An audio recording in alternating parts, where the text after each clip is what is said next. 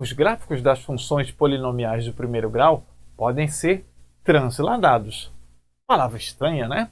Mas fique suave, nesse vídeo eu vou te explicar tudo bem direitinho e você vai ter uma visão mais aprofundada e global sobre esse tipo de gráfico. Viaja comigo. Vá no GeoGebra, digite esta equação e depois essa outra. A primeira, ela se refere a uma função que nós vamos chamar de f e a outra vamos chamar de g. Eu já digitei no GeoGebra só para ficar mais rápido e aqui está. O f é igual y igual a x mais b e a fórmula do g, y igual a ax. Reparem que os gráficos das duas são retas paralelas. Então, dá para dizer que o gráfico de um, aqui está o do f e aqui está o do g, o gráfico de um é uma cópia do outro. Só que essa cópia, ela pode subir ou descer. Portanto, o f é uma cópia do g, só que ela pode subir ou descer. Mano, tem até uma palavra bonita. A gente diz que um gráfico é a translação vertical do outro. Um é a cópia do outro, só que subindo ou descendo. Translação vertical.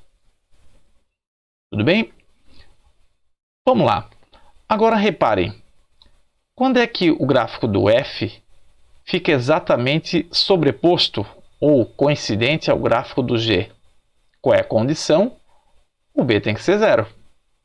Agora, quando o gráfico do f vem do gráfico do g, só que subindo, quando o b é positivo. E quando que o gráfico do f vem do gráfico de g, só que descendo, quando o b é negativo. Então, reparem, a partir do g, para você obter o gráfico do f, se o b for um número positivo, o gráfico do f sobe. Se o b for um número negativo, o gráfico do f desce em relação ao g. E se o b for igual a zero, o gráfico do f é igual ao gráfico do g. É claro, né? Porque se aqui você tiver o b igual a zero, as equações de f e g ficarão iguais. Muito bem. Agora, o quanto o gráfico do f sobe em relação ao gráfico do g, ou o quanto ele desce, nós já temos a ideia que depende do b. Se o b for, por exemplo, mais 1,5, o gráfico do f sobe 1,5 em relação ao do g. Ou se o b for menos 1,8, o gráfico do f, desce 1,8. Portanto, b positivo sobe, b negativo desce. Agora, quando é que o gráfico corta o eixo y bem na origem? Quando o gráfico do f corta o eixo y bem na origem? Quando o b for zero. Agora, quando é que o gráfico do f corta o eixo y, acima da origem? Aqui está a origem, acima da origem. Quando o b é positivo. Quando é que o gráfico do f corta o eixo y abaixo da origem? Quando o b é negativo. É o caso aqui, ó. Portanto, gravem que o responsável por subir ou descer não é o a, é o b. É ele que faz a chamada translação vertical. Vamos responder as perguntas.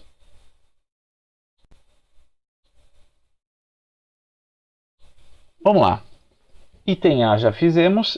Item B, compare o gráfico de f com o de g. O que podemos dizer a respeito? Os gráficos são retas paralelas. O gráfico de f é uma cópia do gráfico de g. Se b for diferente de zero, positivo ou negativo, o gráfico de f translada verticalmente. Ou seja, ele sobe ou desce. Item C.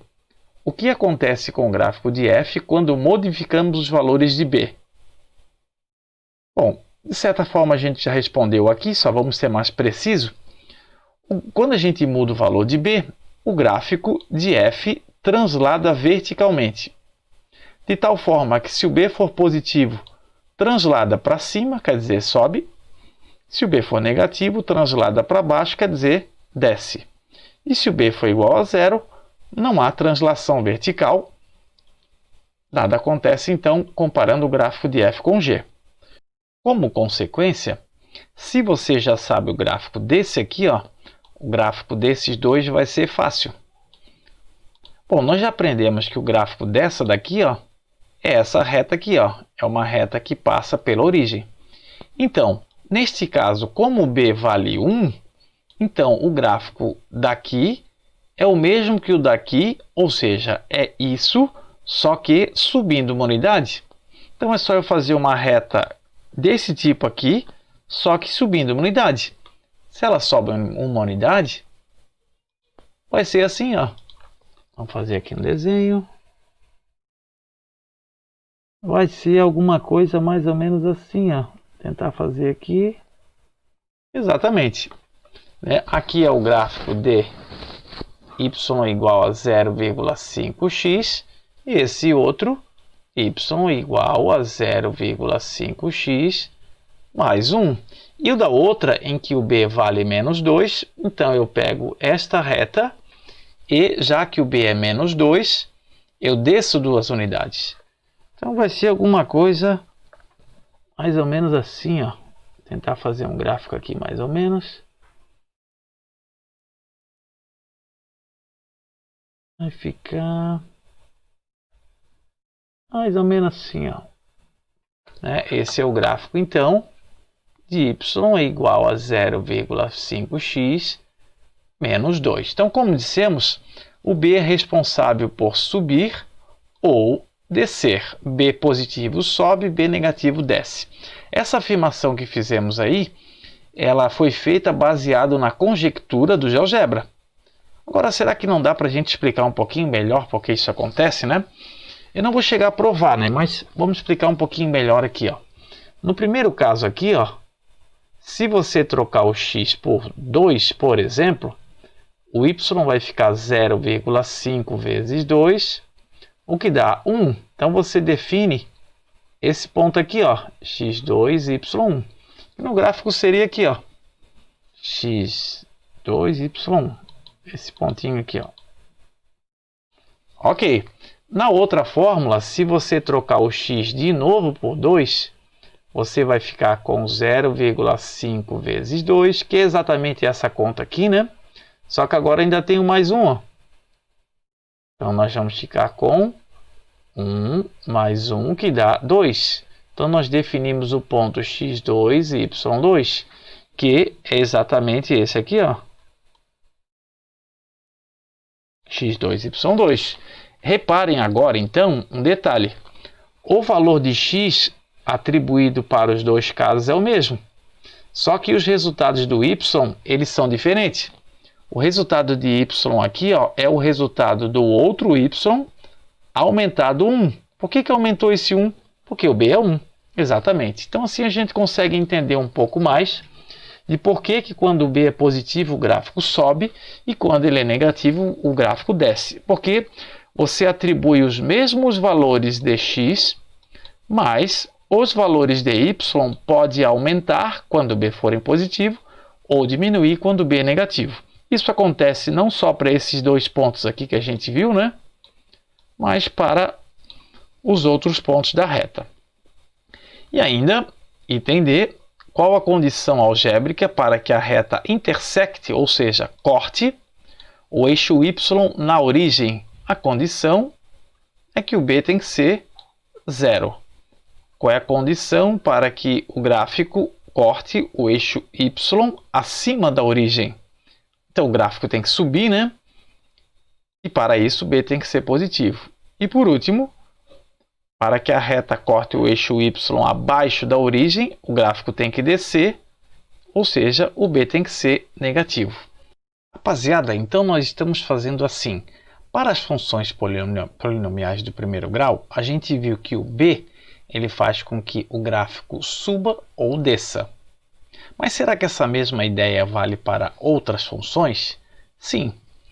Veja, aqui eu tenho y igual a x ao cubo, vamos chamar de função f, e a função g, y igual a x ao cubo mais b.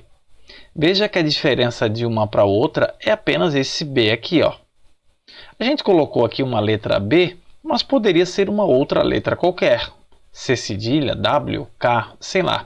O que importa é que a diferença entre elas é que aqui eu estou somando um número. Tudo bem.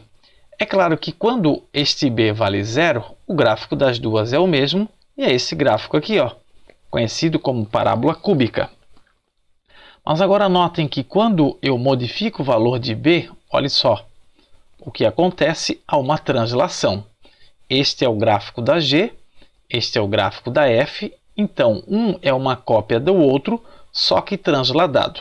Portanto, é a ideia que a gente viu para as funções polinomiais do primeiro grau. A função deste B é sempre de fazer a translação vertical. Fechou? Não esqueça, o poder é de você.